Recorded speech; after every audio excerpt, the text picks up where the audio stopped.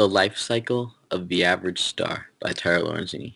Here's a joke. I wondered all night where the sun went, but then it dawned on me. Get it? Dawn.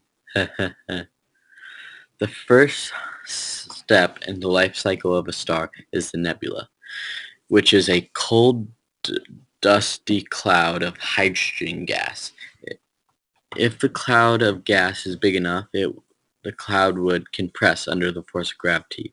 The compression raises the temperature for the center of the cloud. When it reaches about 8 million degrees, the nuclear reaction begins. When the cloud compacts, the particles are brought so close together that they start to fuse.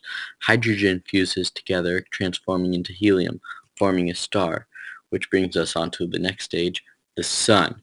Fusing together 4 hydrogen atoms to make 1 helium atom is a process called fusion, which makes the energy in the star.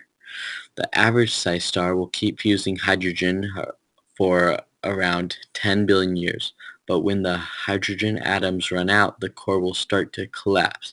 As the star gets smaller, it will also get more hot and dense.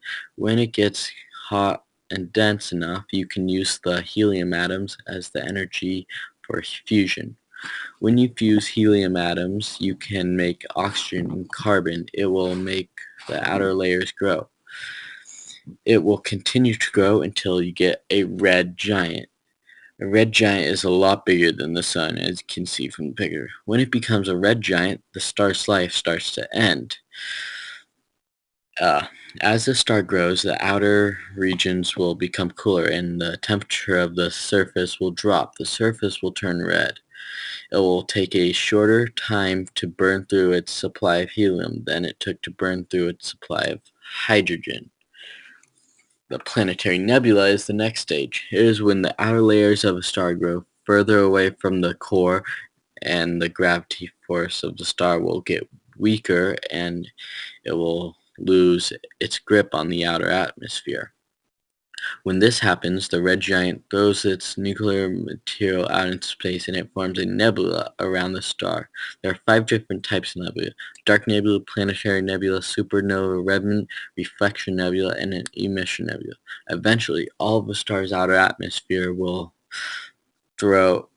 get thrown out into space, and the only thing left of the star will be its core.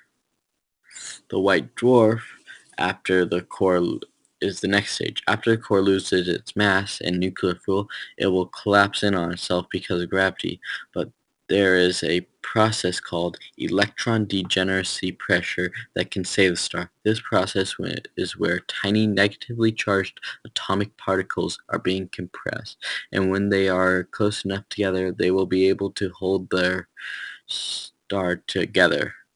The white dwarf is extremely dense, even though it is very small, and it has no nuclear fusion happening anymore.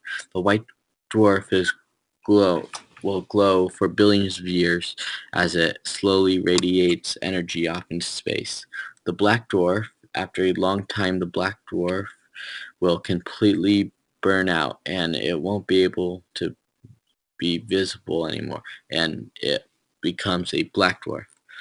After There are currently no known black dwarfs in the universe. To be a black dwarf, a white dwarf has to be around the temperature of 5 Kelvin.